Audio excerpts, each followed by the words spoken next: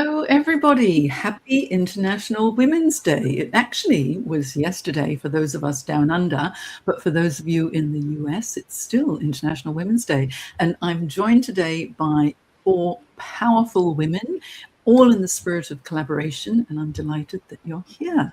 So what we're going to do is, if you're watching the replay after the live session, you can still comment and ask questions. Just tag us in the comments so we know to whom the question was directed. But if you're watching live, then woohoo, you're with us right now. And we'd love to know what you're thinking as we go through the process today. We're going to be talking about a lot of different things, all to do with International Women's Day. And these lovely women here are all specialists in their area of expertise and good friends of mine as well. So before we begin, let me just go through a little bit about what International Women's Day is all about. Okay, so on International Women's Day 2026, there are actually two campaigns that are running concurrently. One is Give to Gain, which is the one we're focusing on today, and Balance the Scales, which highlights the importance of action to make legal and societal systems fair for all women and girls. So Give to Gain is about the power of reciprocity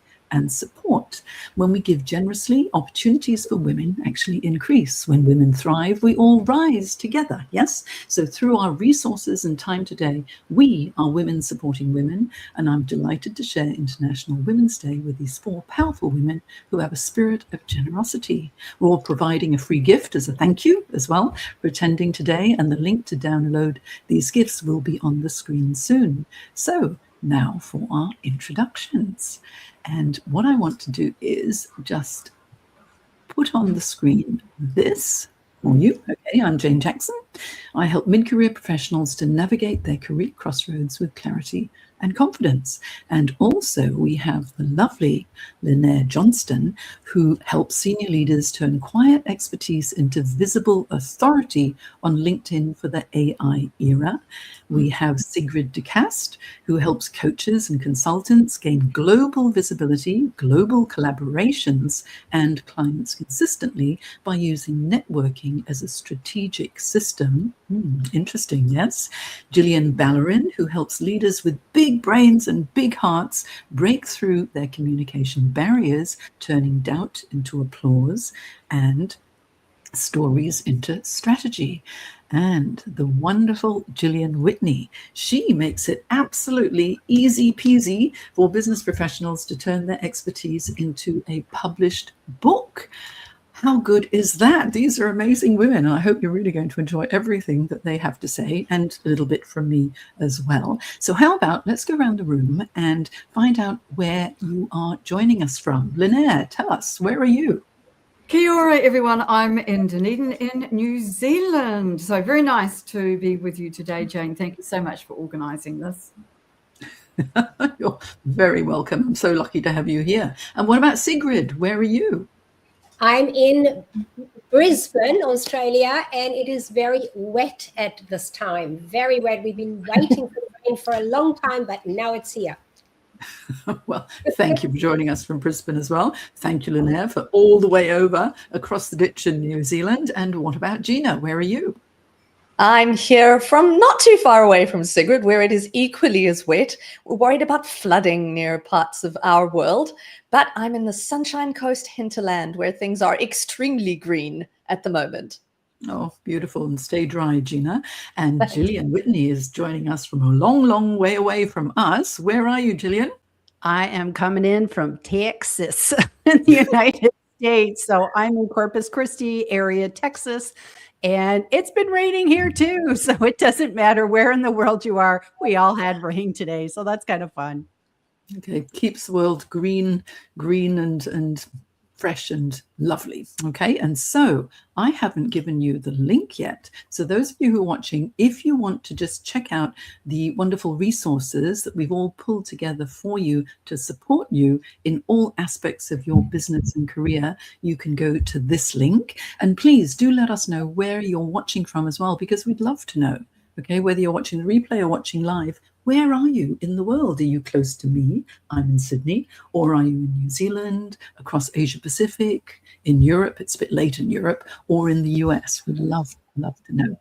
Okay, so I'll stop this ticker There we go.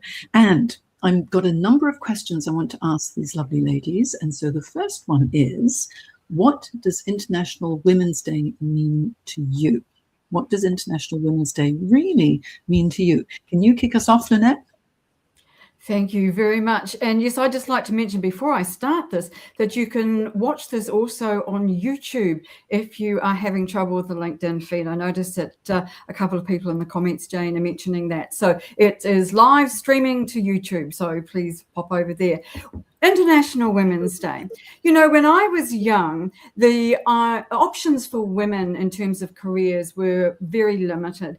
Most of the women in my family were nurses or teachers, neither of which I wanted to be. And thanks to two really strong mentors, female mentors in my world, I was able to be moved or guided towards the world of writing. And that has stood me in good stead for the rest of my entire professional life. So to me, International Women's Day is about women supporting the women. If those women hadn't helped me when I was really young and looking to get into something that was a little more my thing, I would never have had the opportunity to be on this live with you lovely ladies today. So to me, International Women's Day is all about opportunities for women and women helping to, as you say, as said in the intro, Jane, to rise up and to help each other. So thank you so much for that opportunity to talk about that. Oh, I'm so glad. Thank you, Lynette. That really is a spirit of friendship and bringing each other up. And how about Sigrid? What about you? Look, International Women's Day to me, it's about that global visibility and connection with purpose. And I think we are a great example here right now.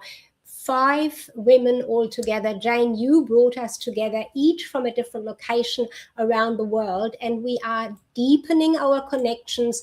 We're supporting each other in our work and creating collaborations to share each other's message globally. So I think women don't need to do it in business alone. When we bring our strengths together across borders, we really create impact far beyond what we could achieve individually. And that is really what it is about for me.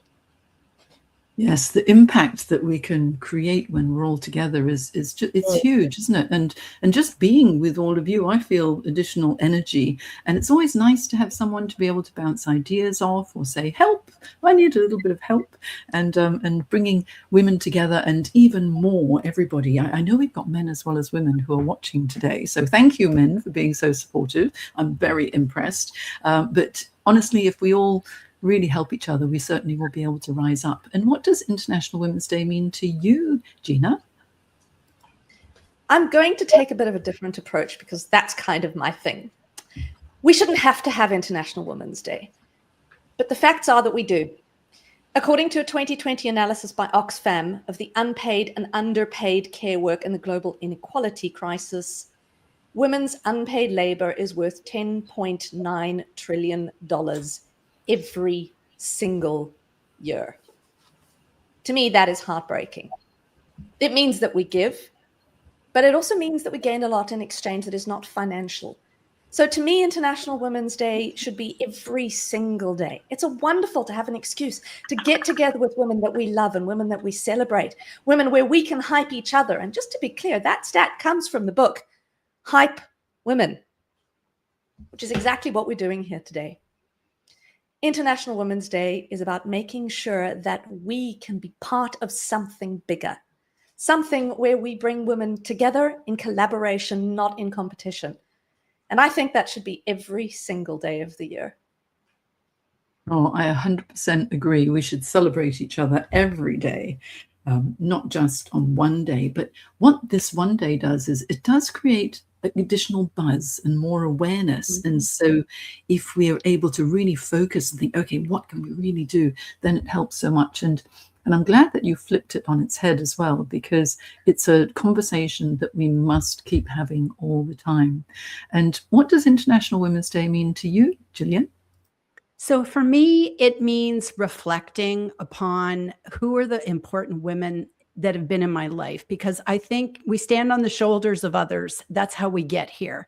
And when I sat back and I was looking at all the posts on LinkedIn today, and I was thinking, who was the mover and shaker in my life? And I have to kind of say, wasn't a business colleague. It wasn't, it wasn't my mother, anyone like that. It was my 10th grade high school teacher. And she was my English teacher. And what she taught me was way beyond grammar and punctuation. She taught me that readers become writers, and she believed in me, and she pushed me to apply for college. And college wasn't on my radar screen. I was just going to get my high school diploma and head off in the world and just do something.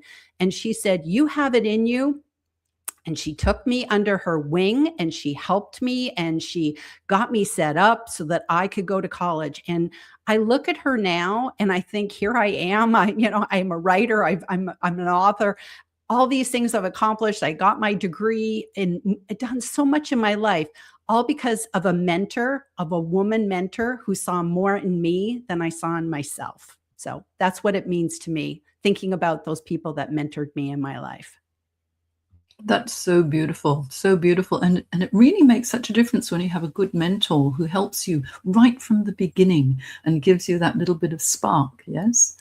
Beautiful. Well, for International Women's Day, for me, it means collaboration. And here we are collaborating and also celebrating each other. And I have to give a special mention to my mum, God rest her soul, who passed away over 10 years ago. And she was always there every day when I came home from school with a snack for me and a big hug. And that made me feel safe, secure, and it was really good grounding for the beginning. So anyway, it's just such a lovely day. I'm really enjoying the joy and the support that I'm feeling all the way across the world at the moment. Now, what I want to know now is, we've got the two themes, but the theme we're focusing on is give to gain, because that's something that each one of us can do as an individual every single day of the year. So I'd love to hear a story from each of you about how Give to Gain has actually impacted you. So Lynette, can you tell me a little bit about what Give to Gain has meant for you? Certainly. So I look at giving as something that's fundamental. It's in my DNA. My grandmother was the kind of woman who would just do anything for everybody. And that really was a role model that I have just clung to all my life, I think. And so where I find that now manifests itself is in sharing information and helping others to understand my area of expertise. And so what I really enjoy about this is that when I give, I don't necessarily gain, I learn. So I'll often get on a Zoom call with somebody to have a conversation, and they might have a question. And if I can come off that call and feel like I've learned something, then I absolutely feel like it's been a win for me. And recently I had an opportunity to be on the podcast of a woman who I have been following since 2008 when I first joined LinkedIn. And I had never spoken to her. Recently, she got in touch and asked me to be a guest on her podcast. And that was a singularly fantastic moment for me because it was such a long time ago. I've been a fan of hers for a long time, and that collaboration has just mushroomed out into other opportunities. And so I just feel that by giving, we just automatically gain, but in different ways, and it'll mean different things to different people. So to me, givers gain, which is a phrase that most of us know very, very well, is something that's fundamental to who we are. Beautiful sentiments. I really like that. Thank you so much, Lynette. Giving to gain, and I think it's a good phrase, isn't it? It's always just remembering. It's like sometimes women, we give so much, and we forget. Oh, what about us as well? We need to also fill our cup and bring joy. Now, what does give to gain mean to you, Sigrid? I'd love to hear your story. Look, I'm very much aligned with Linnea there. It's sort of in the DNA. I remember my grandmother's voice in my ears, just help people, just be there and give what you can and help them. And it is certainly something I have experienced And give to gain and givers gain, the way it's formulated in many networking situations, of course, it is the foundation of sustainable networking. And it definitely goes beyond the transaction. Some people kind of expect something back instantly, immediately. I'll give something, give me something back. That's not really how I see it at all. And looking at my own background and what I've experienced, here's something that comes to mind. And it's not business. At the time, I was supporting elderly by driving them back and forth to different appointments, destinations. I just did it because I felt they couldn't do it on their own. They needed that help. I knew most of them. And so I just jumped in. I said, yep, I've got a car. Come on, let's do it. Obviously, at times I felt a bit niggly doing it, sort of not thinking about myself or thinking, oh, I need to put some more petrol in the car again and things like that. But then I thought, no, I'm also enjoying it, the conversations. As Linnea said, you're learning something all the time. I learned so much from these elderly people at the time. And here's the thing, though, many, many years later, two of those family members from those elderly came to me with high quality business referrals because I cared, is what they said. You cared for my mum, for my dad. I feel you are a person to be trusted with this particular business. So it can come back in business as well when you're looking at business, give to gain, but it definitely comes back in a personal manner. You feel good. You've helped someone else. It could be a kind of a mentorship in some ways even. And so I think that's really important to me. Oh, that's so beautiful, because you cared, Sigrid. And, the warmth that you always exude and the care that you show to everyone, whenever I've seen you helping anybody is really so powerful too. Thanks for sharing that story. It's so interesting. And what about you, Gina? What does give to gain mean to you? It's a tricky thing, really, when you think about give to gain, because the assumption is that we give and give and give. And we do. We give a lot as women. But the give to gain philosophy isn't just about generosity of spirit. And I think we've all benefited from incredible generosity from the other people in our lives. I'll never forget the woman who was my chief marketing officer at the time and invited me to speak on a panel discussion because she couldn't make it. Lisa Hutt and I are still connected all of these years later, and I will never be grateful enough for the opportunity that she gave me all of those years ago. Who knew it would lead to a TEDx speak? Who knew it would lead to being a speaking coach? But she gave me that opportunity. But the important thing about giving to gain, and women in particular, is that it is almost natural for us to give without expecting to gain. And that's where I believe that this year's theme of give to gain needs to be re-examined a little bit.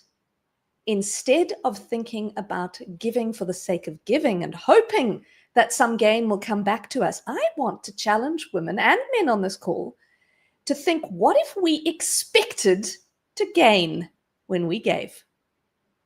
One brilliant example is a friend of mine who's an excellent public speaker who will have spoken for free in the past. Instead, she shifted her mindset. And what she did is she said, I will absolutely give, I will absolutely speak, but I expect you to refer me to other people. I expect you to give me a recommendation, and I expect you to make copies of my book available for people to buy. Yes, she gives, yes, she gains, but she also has an expectation that it's about more than just giving. And I think that's an interesting reframe. Oh, definitely. And a very good business mind too. So yes, because you're absolutely right. Sometimes we give, and then if we don't fill our cups again, we end up absolutely exhausted, and we end up with no energy, and sometimes can feel a little bit put upon. And I think, actually being able to verbalize what our needs would be too is very, very important. Thanks for sharing that, Gina. It's an interesting reframe, again, as you always do. And what does give to gain mean to you, Gillian? I look at it as a chain where one gives to gain to give, and on it goes. And that's how I see it. And I know with me personally, one of the things that I struggled with was wanting to write a book. And anybody who knows me, it took me 20 years to write a book, and I struggled with imposter syndrome and who am I to write this book, and procrastination and all those other silly things that go in your head. And it was through reading two books by two women, Elizabeth Gilbert's Big Magic and Brene Brown's, what's the title of that book? Oh, The Gifts of Imperfection. Those two books helped me clear all that craziness out of my head and gave me permission to not be perfect and to just get it done and write the book. And if those women had not given their wisdom so freely in those books, that I got like a screaming deal to just buy on Amazon their books, and I never met them and I didn't do their coaching programs, but they changed my life. And now I'm helping other people write books because I think books do change lives. And that's part of the chain. We can give our knowledge, it goes to the next person, and can be a legacy that will outlive us one day and keep giving forever and ever. So that's how I see Give to Gain. It's a chain. We give, others gain, and then you turn around and you give yourself. Oh, that's a beautiful way of thinking about it. It's a chain reaction. It makes me want to break out into song. Remember that song, Chain Reaction, with Diana Ross, I think it was. Yeah. I wish I had that in the background so I could just put it on. It would have been so appropriate. Thank you. Thank you for sharing that. Such interesting stories, ladies. And Give to Gain, well, for me, maybe I'll just share this story. It was a long time ago when I lived in Singapore. I used to enjoy AmDram, amateur drama, and I joined the Singapore Stage Club, and I absolutely loved it because both my daughters were about 12, 13 years old at the time. And so we all did the annual pantomimes. And every year, it was for 8 years that I would volunteer and help out. And initially I was backstage, then I became in the adult chorus, and then I got some little bit parts. But because I can dance, and I'm a choreographer as well, for anyone who didn't know, I was doing the choreography for the last 5 pantomimes before I left Singapore for the children's dance troupe, the teenagers dance troupe, and the adult dance troupe. So much fun, really enjoyed it, lots of work, and we all became one big happy family. And so there was a lot of giving there because I enjoyed it and I made lots of friends. Now, the teenagers I was particularly interested in at the time because my daughters were of that age or getting into the teenage angst years. And I found that the 14, 15, 16-year-olds, they kept coming to me after rehearsals and sharing their boy problems and, problems with communication and problems with schoolwork. And so they would just ask me for advice. I don't know why, they just did. So I was sitting down and talking to them, getting to know them, and really spending a lot of time with them every single week whenever we do rehearsals. Now, what happened was one of the mothers who was there, watching all the children do their rehearsals and the teenagers for their dances, she came up to me one day and she goes, "Jane, you do this confidence building thing so well." And I said, "Oh, I do." And she says, "I want you to come and meet my head of organizational development." And this was at the bank that became UBS in the end, because we have a number of middle managers targeted for promotion, mainly women who are technically very competent, but they don't have the courage to be able to speak up with senior managers. So we need a confidence building workshop. And so, to cut a long story short, that ended up me having a gig for several years delivering a program that I developed for them called Yes, I Can, which was personally really rewarding and financially very lucrative as well. And that all came about because volunteering at the Stage Club, enjoying what I was doing, and then suddenly this opportunity came about. And so that's like giving without expectation, but there was a gain. So you never know where your next opportunities may come from.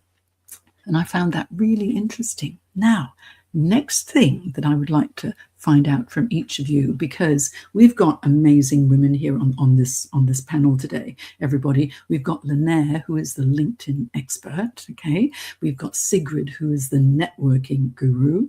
We've got Gina, who is a professional speaking expert, and Gillian, who is a publishing guru as well. And then you've got little old me, the career coach, who is passionate about helping you take control of your career. So each one of us is going to give you a little tip now.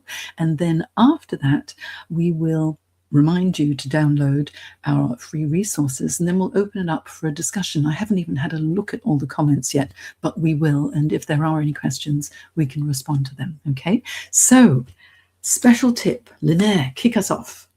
Right. I think that we should give ourselves the gift of being visible, because I believe that women find it quite difficult to have the confidence in a lot of cases to be visible. We tend to sit in the corner. We don't tend to speak up on occasion. And I think that in the world of AI, and to be really someone who can move forward, move up in your career, being visible is critical.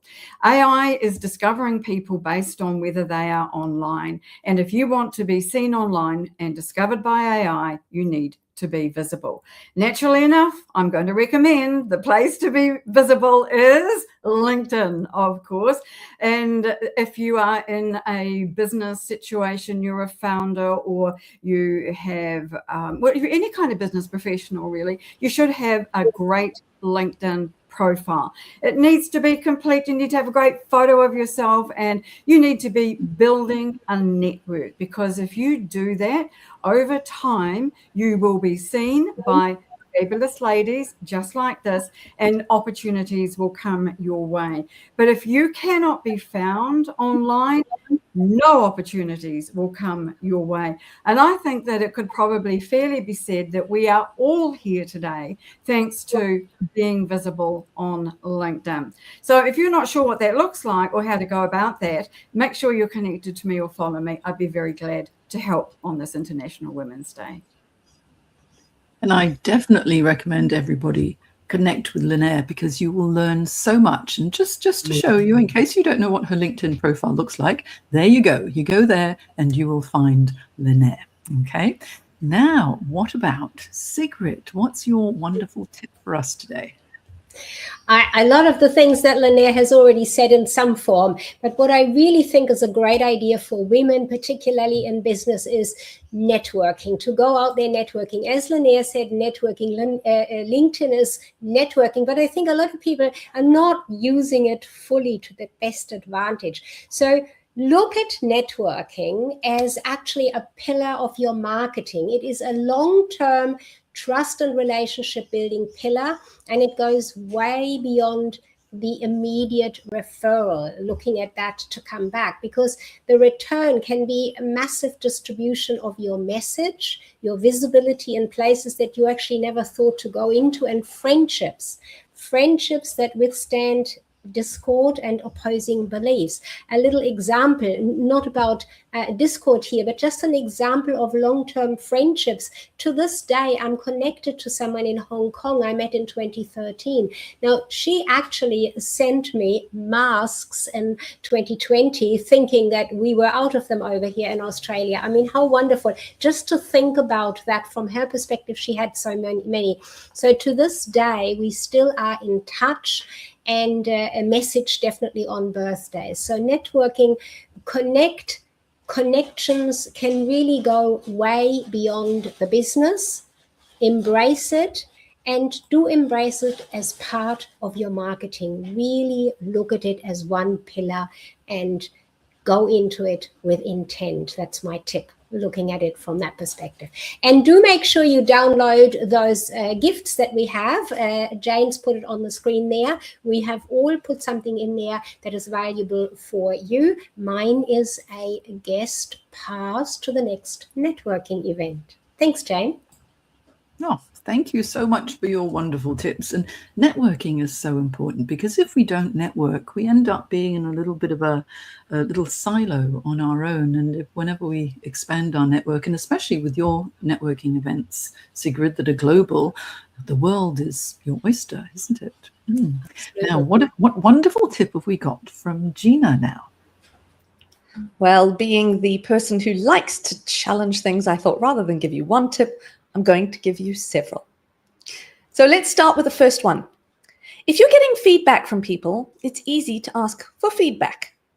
But what if instead of asking for feedback, you ask for advice? Now, this seems subtle, but the psychological shift is actually quite significant. Because when you're asking for feedback, you're asking people for something that happened in the past. But when you're asking for advice, immediately you're putting them in a framework of thinking future-looking. What happens is that instead of getting nitty-gritty, detailed information, you help the people you're asking to give you broader picture advice and guidance, and they're actually more likely to take the information seriously than to just throw something at you. Now, of course, being the communications person that I am, the next piece of advice is kind of a bunch of several ones, and that is about how you speak. Women use a lot of softeners often when we speak. But what happens when we use hedges like, oh, this might be wrong, but, oh, I could be wrong about this. Oh, I hadn't thought about this too deeply. It's called hedging. Instead, when we are direct, we actually reflect greater power and therefore greater responsibility. And this also goes with something that feels a little bit contrary. Smile less. Now, this is hard for me because I like to project warmth. I like people to be engaged. I like them to be part of that conversation. But if we smile while we're giving a really strong, determined message, we actually contrast with our message. And this is a mistake I've made in the past. If you're telling someone, take this advice seriously, and you smile while you're doing it, they won't. Take this advice seriously. Doesn't really work, does it? So there's a second tip for you. Smile less. Project less likability and more strength, especially if your messages require strength. And stop over apologizing. In the Journal of Applied Psychology, they found that women delivering a counter-stereotypical, in other words, a more direct, more assertive apology increased the apology's perceived effectiveness by an average of 9.7%. So even when you're apologizing, don't go around and around and around. Don't hedge. Just say, I'm sorry, and leave that at that.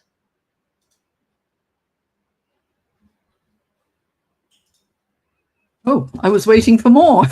Oh, there is more. There is more if you want some more. This is the last point that I'd really love to make, which is actually about perfectionism. And we've talked about this. We've talked about the challenge of perfectionism. We've talked about issues with imposter syndrome, which, by the way, affects men as women as well as women. The problem is that perfectionism is often something that prevents us from doing the things that we're most scared of. And so really the advice is, women or man, stop waiting until you're 100% ready. There were studies, Hewlett-Packard did a study saying that men only apply for a job or promotion when they meet 60% of the qualifications. Well, how much do you think women wait for? 100%. So in other words, men will apply for a job, they will apply for a promotion when they only have 60% of the requirements. Women will only apply when they have 100% of the requirements. If there is ever a lesson for us to step out of our comfort zones and do the things that we're afraid of, there's research that tells us why that's so important. I 100% agree with you there. With my career transition clients, so many women go, oh, I don't tick enough boxes to apply. But they have to remember that that job description, it's almost like a Christmas wish list, isn't it? Where you want this, you want this, you want this, you want this. And when you were little, your Christmas wish list for all the toys was very long. But if you just got one of those presents on Christmas Day, you were pretty excited. So pretty lucky to get anything at all. But you know, the key takeaway here is when you're mentioning about how you deliver the message, your body language has to be congruent with the message. Otherwise, there's something wrong, isn't there? So very, very interesting tips. And I suggest that everybody should connect with Gina, okay, and find out more about public speaking as well. Now, Gillian, you've got some very interesting tips for us, I know, because Gillian is the book expert. So can't wait to hear your tips now. So, of course, it's going to be about books, right? Like, spoiler alert, I'm going to talk about books, right? Because books have meant so much to me. And I know that everybody here listening today has a book in them. I truly believe this. I say this all the time because we all have lessons we learned that we would like to pass on to somebody else. And so, what I'm going to say is, here is my tip. If you want to write a book, first of all, you have to figure out if you're ready. So before you write a single word, a single sentence, paragraph, page, what I want you to do is look before you leap. So you want to look for three things. Number one, you want to look of what are the goals? Why do I want to write this book? What do I want to get out of this? So make sure that you look at the goals. Number two, look at who is the ideal reader. We cannot write a book for everyone, and that is the biggest mistake. You have to zoom in and say, this is the person I am writing that book to. And spoiler alert, sometimes it's you 5 years ago. It's yesterday me a lot of times. And then the third thing is you want to look and you want to see what content you already have, what expertise is already within your fingertips that you could use to write your book, because you don't have to reinvent the wheel and start with a blank page. So the goodie that I gave today is an assessment that will help you figure out those three things before you start writing. Get that clarity first, because I know you have a book in you, and I want to help you get it out. So I hope that freebie helps you. And how many books have you written, Gillian? 6. 6 as of last Friday.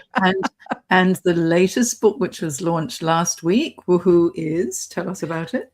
It's called What Book Should I Write? I've got it right here. I didn't expect to, be showing this one, but this is all about the struggle people have with having so many ideas and thinking I must be flawed because I have so many ideas, and how to get that clarity to narrow it down to what book to write first. Doesn't mean that you only get one shot. You can have as many shots as you want, but you can't write more than one book at a time. It's too hard. So get that clarity, narrow it down to one book, and then figure out, like I said, the goals, audience, and then what content do you already have to jumpstart your book. So that's what that book's about. So anyways, that was my little congratulations because it's 6 books is honestly what an achievement. And also helping people become authors is so important as well, because everyone says, oh, I think I've got a book in me, and then most people don't do anything about it. No, or they write that book and stick it in a drawer and it never sees the light of day. And that to me, when I hear that story, that I have a book I wrote and I stuck it in a drawer, it's like, oh no, let's open the drawer and get your book out in the world, because somebody's waiting, maybe me. Somebody's waiting to read your book. Well, I'm going to have to talk to you about the children's book that I wrote 10 years ago that is still sitting in a drawer. And of course, I wrote Navigating Career Crossroads. It was about 10, 12 years ago now. And that has really helped in my business as well, which was phenomenal. It's funny, isn't it? When you write a book, people think you're more intelligent than you actually are. And it's like, once my book was published, it was as if my IQ had gone up. It hadn't, of course, but what it was like 10 years of coaching experience, because I've been coaching for 24 years now, all put into the book to help people, because dedication to a cause or service is my career anchor, which leads me actually to my little tip all about careers, because I'm a career coach and I'm here to help people in their careers, especially if they're making a career transition. And going back to what each one of these ladies has already spoken about, everything is part of the process. With Linaire, if you know what your brand is and you can project it online on LinkedIn effectively and leverage LinkedIn effectively, then that will help you to enhance your business or your career.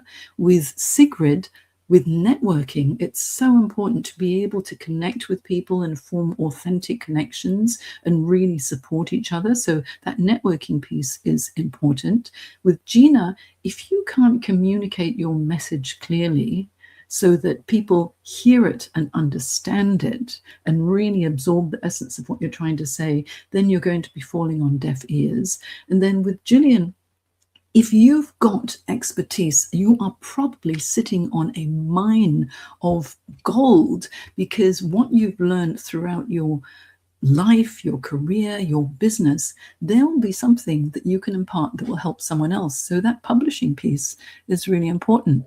And when you think about your career, which is obviously what my focus is, especially for those who are doing it really tough right now and looking for a job, there have been so many redundancies, and people are concerned about, automation and AI taking their jobs, and organizational changes.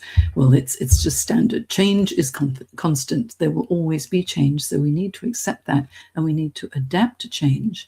But while you're thinking about what should I do next in my career, don't go working on your resume and everything else before you take a step back and breathe, reassess who you are, what you want, what drives you, and what you have to offer before you start to craft your resume, your cover letters, talking to people, updating your LinkedIn profile, doing all of that stuff. And don't network until you know what you really want to say and what sort of opportunities you're trying to attract. One thing that's the most important to assess is what your true career anchor is, because if you veer away from that pull of the true career anchor in your career, you'll always feel that there's something missing. My career anchor is dedication to a cause or service. That's why I coach. I feel so rewarded when I'm helping people. For others, it might be technical functional anchor, general managerial anchor, entrepreneurial creativity, dedication to a cause or service like me, perhaps pure challenge, or security. Some people have a security anchor, or lifestyle. Most of us have lifestyle in there somewhere, but think of all the other anchors. Which one truly pulls you? And then make sure the next step in your career will be one that enables you to fulfill that anchor. So that's my little tip for the day. And you can find me. Oh, hang on a minute. Did I share Gillian's earlier? Let's share that. That's Gillian. Make sure you connect with Gillian. Okay. This is Gina. Make sure you connect with Gina. This is Sigrid. Make sure you connect with Sigrid. And this is Linaire. Make sure you connect with Linaire for LinkedIn. And this is me, okay, your career coach.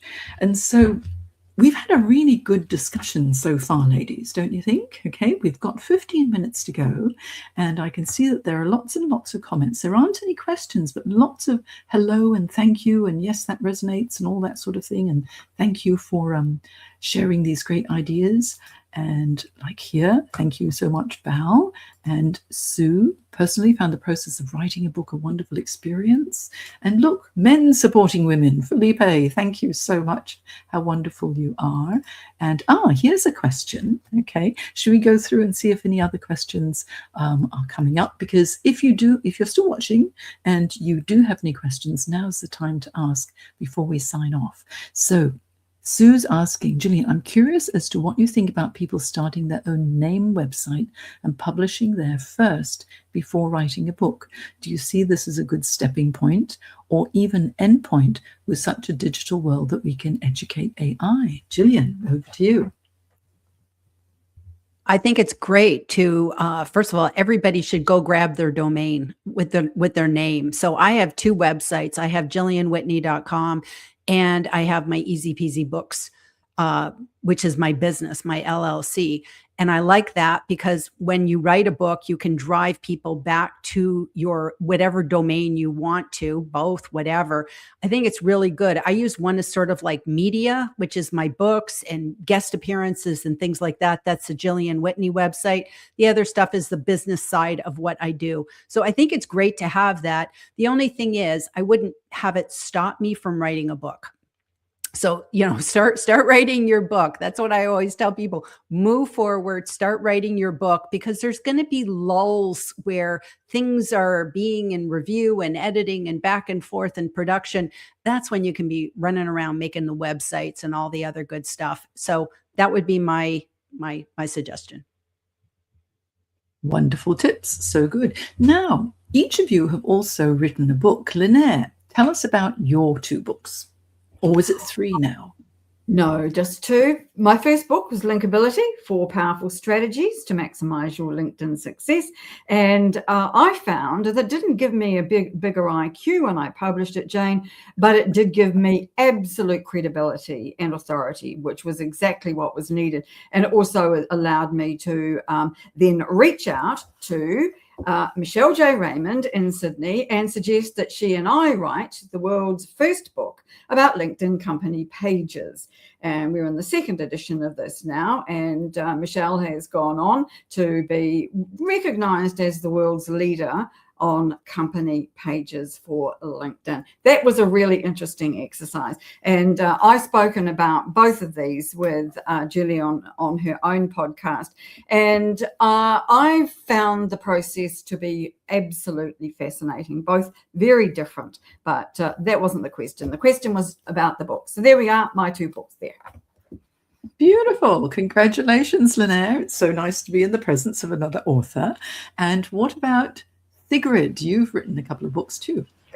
Yes, I've actually used book writing to elevate credibility and authority. And I have 4 different ones, each one for a particular type of business that I was in, that I wanted to promote myself in. And so the impact to inspire with a book was specifically written for women in business, but to build your business with a book, of course, is about putting the book around your business specifically. And the secret of marketing a business like yours is very much an evergreen in a way. Yes, some of the things are a bit more outside of the digital world, but they still apply. The principle behind those still apply in building your business. And that's why I said earlier, networking is part of your marketing. So all of it comes together in that way. And a personal project I have embarked on recently that I haven't really moved forward as quickly as I wanted to, but that's quite okay because things are developing, is a book around the women in my family, which is quite befitting for International Women's Day today, I think, for me to say, the women in my family, the way I trace it back, my grandmother was very strong in being the woman of the day in a day where women did not have many rights and certainly weren't leading businesses, but she did. And the next one, my mother made this massive move from one side of the world to the bottom side of the world here and discovered her artistic flair, which she never knew before was really there lying dormant. And then for myself, both my children and my granddaughter have their own businesses. So it's all been business, business, business, a lot, particularly the women in my business. So I'm celebrating that for sure today. Oh, what a talented family. That's very exciting, Sigrid. I can't wait to read that one. That's going to be amazing. Oh, so you see, whenever you have nice, honest, open conversations and spend time getting to know each other rather than just typing online, then, that's how you learn those little nuggets of gold about each other, which is fascinating. And Gina, you also have a book. So Sue Elson said she found the process of writing a book such a wonderful experience. I wish I could share that. I found the process of actually writing the book, The Secret Army, Leadership, Marketing, and the Power of People, relatively easy. I'm a professional speaking coach, but I've been a writer for 20 plus years. I've been a B2B marketer. So writing is the easy part. The validating, the proofreading, the editing, and the checking that the messages I was putting across in the book are actually valid and connected to the people who I've quoted. That was the hard part for me. So when I've considered writing a second book, and people have often asked me, that is what comes to mind. And yes, I should take my own advice, feel the fear and do it anyway. But often that process of dotting the I's and crossing the T's requires a certain mindset. And I'm more of an innovator than I am a project manager. So in the other books that I've written, which was a romantic fiction novel, I never ended up publishing it. And the third book, which is actually a book of poetry, was literally handwritten and hand-delivered to a friend of mine in Germany. So these are all books that are part of me, but they're not all books that have necessarily seen the light of day. And so maybe I can leave people with a message here, which is, if there are books in you, Take as long as you need to get them to light, but please be proud of the results that you have achieved. It took me so long to feel comfortable with sharing my book because, believe it or not, I thought the margins were too small. Now, if that isn't a sign of imposter syndrome, I don't know what is. Don't let the margins stop you. Publish that book. Yes, get it out there. And like Gillian has done with her 6 books, six books, Gillian, tell us the title of each one. Oh gosh, I wasn't prepared for this one. You think I'd know. The first one was how to be more comfortable on camera. So there you go. The second one was stand out in your job search with video. So of course I was a video coach back then. The third one was LinkedIn Live guest mastery. So it's everything about learning how to go live on LinkedIn. The fourth one was present from the heart, speak from the heart. Oh my gosh, I'm blanking out on my own book. And I co-wrote it with Tina Jarvitt. So I think it's called Present from the Heart. Your voice matters. Present from the heart. Oh my gosh, I can't remember. I forgot that.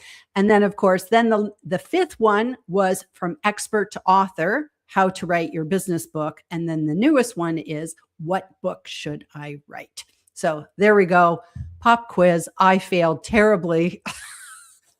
Bad memory, great writer. There we go. Great writer, Gillian. And thank you. I'm very impressed with so many books. And well, finally, for me, I wrote Navigating Career Crossroads because I was on a mission to make careers guidance accessible and affordable to everybody who needs it, because one-on-one bespoke coaching ends up being really quite an investment into your career, and not everyone can actually afford it, especially when you're in between roles. So I thought, what can I do? So besides the podcast, which is your career podcast, which you can listen to if you like, because it's got lots of advice and guidance and interviews with fascinating people who've made amazing career changes. Many of these ladies on this panel have been on the podcast as well. But I wrote this book, gosh, such a long time ago. It took me a year to write it, though. It was quite long and arduous. I found it quite hard because I had so many thoughts in my mind that I wanted to get out, and it took a lot of time. But it's basically the A to Z of making a career transition, from really rebuilding your confidence after redundancy, because it's quite an emotional roller coaster. It can knock you about a lot. So rebuild your confidence, manage the stress of change, to assessing what makes you tick, and then going into, it takes the acronym CAREERS, careers, and it follows my 7 steps careers process of confidently managing change, assess what makes you tick, resumes and marketing communications, express your personal brand, and explore all the job search strategies that work, and then relating your value in interviews. And finally, strategies for success, which includes negotiation and onboarding. And so basically it's the A to Z of career transition, and it makes it so affordable, so anyone can be able to get some professional career support should they need it. And so that's all of us as authors. There are some questions here which are very interesting, and I'll open this up to the panel. So Sue Elson says, do you have any thoughts on building an audience on Substack? Now, I'm not an expert on Substack. Gillian has some pointers. I have not jumped onto Substack, but I'm telling everybody, do it. It's like everybody's getting on there. So get cracking now. There's some different things that you can do there that you can't do on LinkedIn. And it's one of those, I think we should all be looking at it. I agree.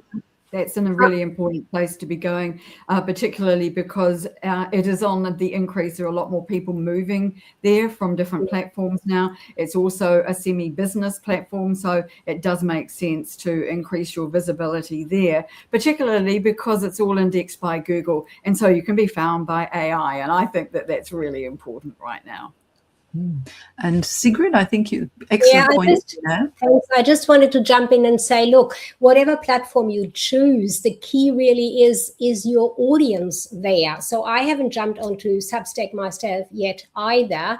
I have found just recently, particularly, that being very active on my own website has led to people being able to find my name through not only Google search, but AI search. So wherever you want to go to, when you do, you're going to have to own the area. So be active is what I'm saying. And if that is Substack, fine. But if it is elsewhere, just find out where your audience is. Lovely. Thank you so much, Sigrid. We've got Gina, did you want to add anything to that? No? Okay. Now, here's something interesting from Ulrika. Sometimes we give our time and support freely because it feels right without expecting anything in return. I hear you there. Occasionally, these situations take an unexpected turn. As women, we often feel pressure to keep giving even when it may not be healthy for us. How do you stick with your generous nature while also protecting your own well-being? I might just add my 2 cents worth here, and then I'll open it up to the rest of you. For many, many years in my life, I was a notorious people pleaser. Okay, yes, give. And I can't help myself. I just love helping, and with a career anchor of dedication to a cause or service, making a positive impact, it's important to me and it makes me feel good. So giving gives me energy. However, there have been times in the past where my natural nature has been taken advantage of, and whenever you feel like, oh, that doesn't feel quite right, and you're giving but starting to feel a bit uncomfortable about it or even resentful, because there will be people who will take advantage of you, that's a time when you have to learn to say no. And now I'm of such a ripe old age, and obviously getting a little bit grumpier and older, but also having come into myself, I know who I am, I know what I want, and I have learned to say no. And not no and, oh, because this and this with multiple excuses. It's just, no, I'm sorry, I can't do that, or I don't have time right now, or yes, I can help you, but it will have to be next week. And so that way I'm protecting my well-being. And I'm sure that these ladies have some very good tips. Sigrid, looks like you've got something to add. What you just said is totally the way we often go. We give, and then we can run really dry. Something that I've discovered in my time is that if I say, oops, I can't do this one, but I know somebody who can. So if you have a really good community around you, you know a lot of people, and of course networking, which is what I now offer, is a particularly great opportunity to know and be connected to lots of people. So you can put someone else up there and say, this person might be able to. So you're not completely cutting it off and walking away from it. That's my way of thinking. If I may add, Ulrika had a point that it's natural to give. It's actually called helper's high. We get a high from helping people. That's why giving feels so good. The important thing to remember is that we also have the option, we have the choice of saying no. And it's about making that choice. I'll never forget, one of my very first bosses was a woman who said, Gina, you've got to learn how to say no. And she said, here's a great way to do it. She said, when someone asks you, don't make apologies, don't make excuses, just smile gently. And with all of the graciousness you can manage, say, I'm sorry, no. Love that. The power of saying no. Also, it's the choice of being able to say no. And I think International Women's Day is all about choices, because not everybody wants the same thing. You know, you can be quite militant about certain things, but if you have the choice to choose whether you want to be more assertive or more forthright, or to have this or to have that, then that's your choice. And being able to do that, I think, is really important. There's another question here, which I'll throw open to Lynette, because I think you know the most about Substack at the moment. Do you use your own names as a Substack page, or do you title it differently?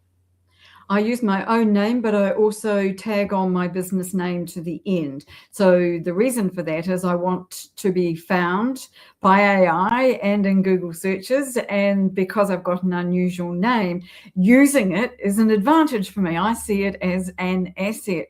But I also want people to know about my brand name, because that's where my website is. It's under linkability.biz and not under my own name, although I have listened to Gillian's advice about getting a .com in your own name, and I think that's very wise indeed. And so I think that it's important to have your own name along with your company name on your Substack page if you possibly can. There's no reason why not, and it does make it easier for AI and for Google to find you. So it's a great question. Wonderful questions. And you know, it is now 1 o'clock. We've been speaking now for an hour. And I think this is a very nice comment to wind up on, which is from Yolanda. When you stop overcommitting, you create space for your health, your priorities, and your peace of mind. Spot on, Yolanda. You're absolutely right. And so now, thank you so much, everybody, for joining us today. Please go to thecareersacademy.online/IWD 2026 to get your free resources from Linaire. And tell us what your resource is, Linaire. Oh, I think I'm giving you a month free of my Linkability members community, if I remember what we originally agreed.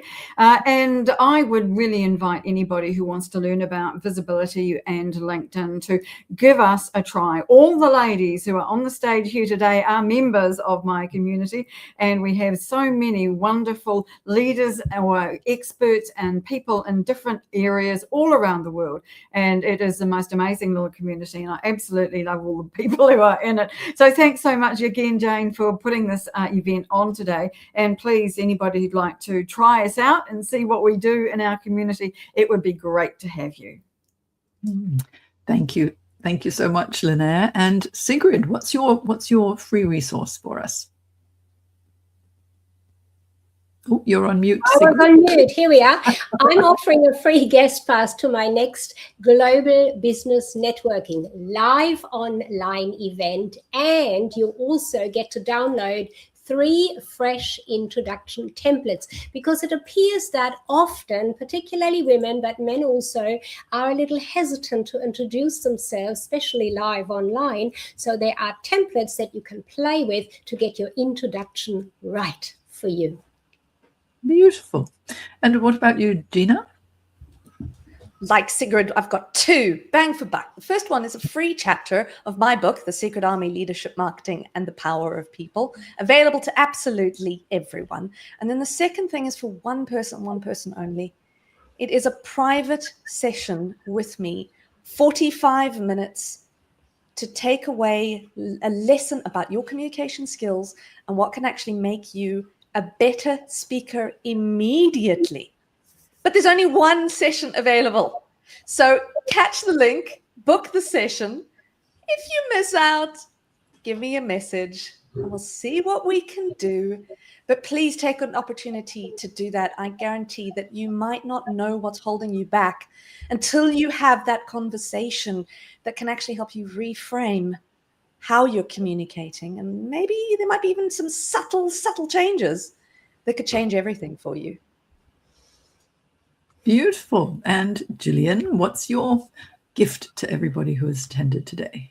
So it's a PDF, which is an assessment to help you walk through and figure out if you're ready to write your book. And it just kind of goes through some of the things I talked about earlier.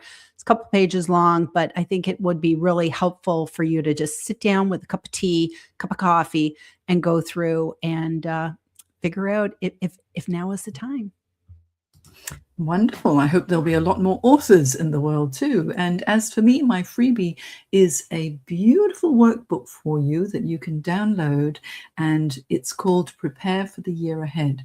So it's a self-reflection, and it's always good to take a step back and reflect on what has happened in the past 12 months, what went right, what went wrong, what you want more of, what you want less of, personally and professionally.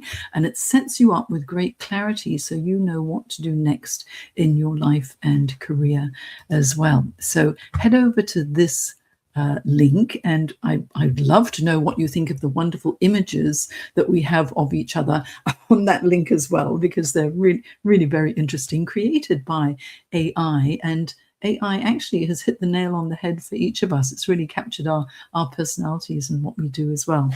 So thank you so much, everybody. I have taken away from today the spirit of friendship and collaboration. There's been a lot of support, warmth, and a lot of fun too. So thank you so much, everybody. And let's wave everyone goodbye as I go to our final screen, which is this one. Bye-bye, everybody, and happy International Women's Day.